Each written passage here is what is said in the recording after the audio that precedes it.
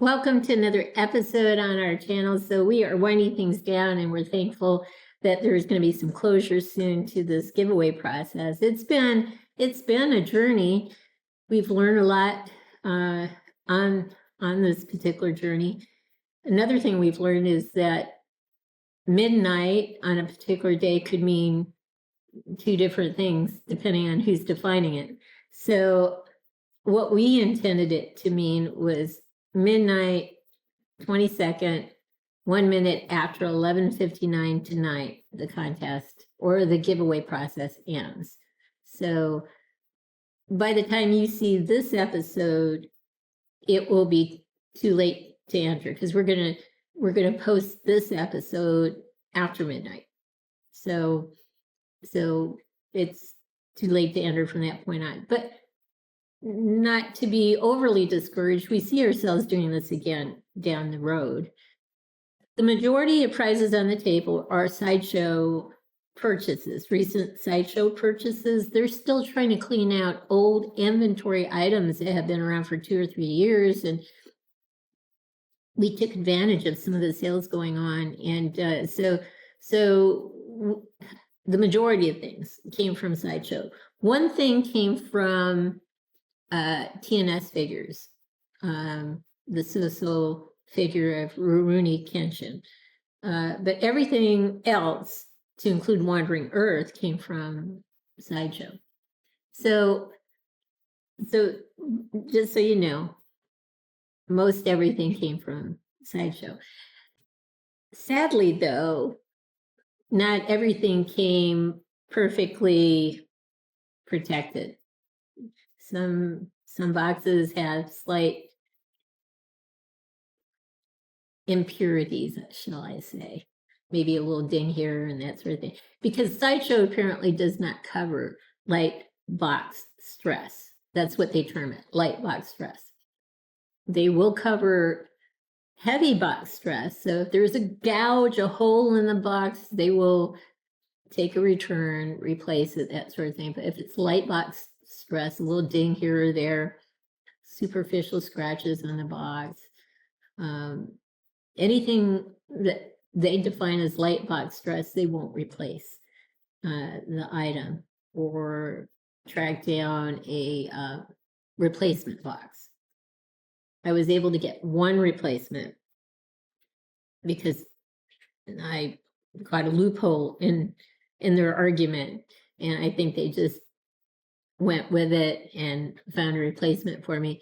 When I used that loophole a second time, they basically said they couldn't find any more replacement boxes for this particular figure. So we'll show you, you know, obviously you've seen the figures already, but when we send the item to the winner, we'll videotape the entire process, make it private, so you can see how it was packaged, you know, how the box looked, how everything was in the box, how it was packaged, your name, address that went on it, and us taking it to the a postal server to send to you with tracking and signature required. So you'll see that entire process and know this is how it left us. So at least we can do that part. So anyway, we're excited. So you won't see the winner in the next episode, that will be this, which is this episode, which will be posted a few minutes after midnight. But in the following episode, we'll be able to post the winner. Hopefully the winner gives us his or her their name and address so we can send it to them, or if they're no longer interested, we could go to number 2 on the list and so forth. But regardless, you'll have a verification code that you can use when you go to www.random.org to verify the authenticity of the randomization process. So yeah, we'll be glad to have this process over. So we'll move on now and show you the figure that we wanted to show you today. We'll be right back. I thought I would pose Ellie next to Joel from The Last of Us. I love this tree trunk, so to speak, and he's looking at the guitar. She's kind of looking in his direction. At first, I thought I would have her sitting on the ground playing guitar, but I think this works a bit better for me. Now, I don't have her in her original clothes that she came with that were advertised for the game version of Ellie, but I'm not so much into that. I like to dress them the way I like to dress them, and usually they're matching. Anyway, so she has some pants that I bartered for, a hoodie that I bartered for. They have green hues in them, so they match very nicely. The shoes or the boots I had for forever. The guitar I bartered for. So my only cost for this right now, or for making this, was the head. That was between, like, I don't know, I want to say $18 and $30, somewhere in between those two figures. Heads, depending on the head, they can be between $18 and $30, or if they're like Hot Toys heads, a little bit more. These are unbranded heads on both of these guys. So I think it worked out very well. So I think it's a wonderful pose, a great tree trunk, so to speak. And we'll pause now and get them on a turn tray so you can see them from different directions. So neither of the two figures are secured by stands, so I have to kind of go slow so they hopefully do not fall over.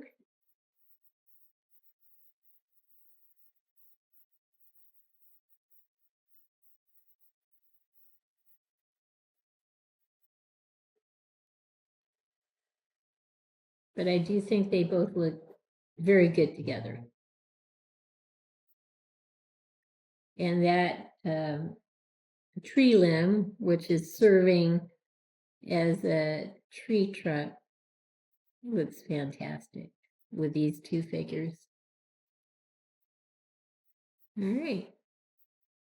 There you go. We'll pause now and get some tighter close-ups from here on up.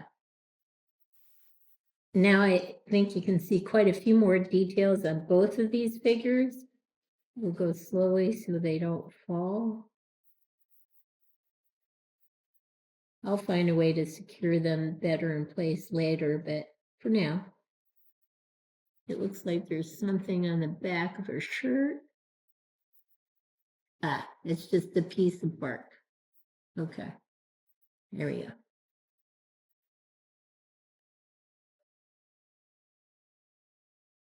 It's amazing what you can get when you barter for things. I mean, actually, yeah, I bartered for this as well as for the backpack and the weapon. So my only cost for both these figures was actually the heads.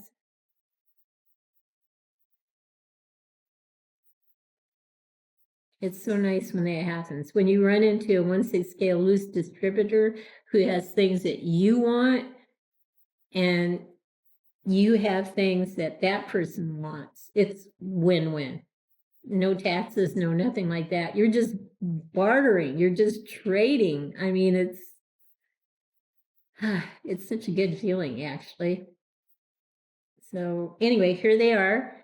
We'll get a close-up of her head now.